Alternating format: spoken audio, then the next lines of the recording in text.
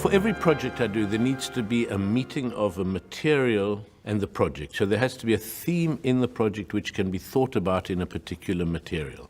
With Lulu, it was the black ink, which is both a kind of blood of all the victims, but also has something of the harshness of woodcuts and the possibility of tearing the sheets of paper and fragmenting the desire, which is the heart of Lulu. With Wotzek, there was something much more about the graininess, the grey sky of a charcoal drawing. Lulu is an entirely interior opera, and Wotzek, by and large, is an exterior opera. And for the landscape, and particularly the skies, there's something about the graininess of a charcoal drawing that seemed essential.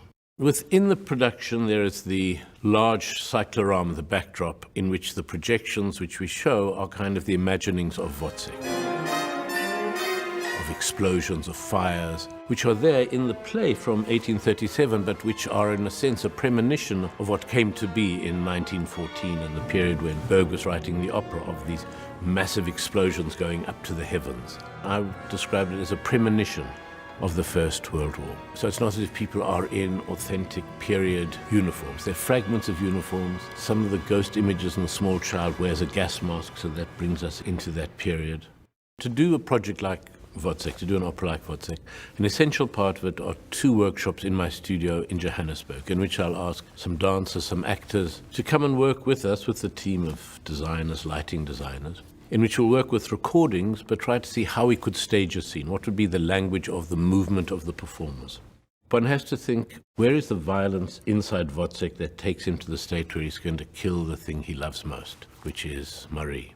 There are different ways of thinking. Obviously, it's a long tradition of men's violence against women. It's a long tradition of people who are depressed finding their only relief in violence to make themselves feel alive, either to suffer violence or to inflict violence. So long before he kills Marie, there's part of him that knows this is the way it's going to end.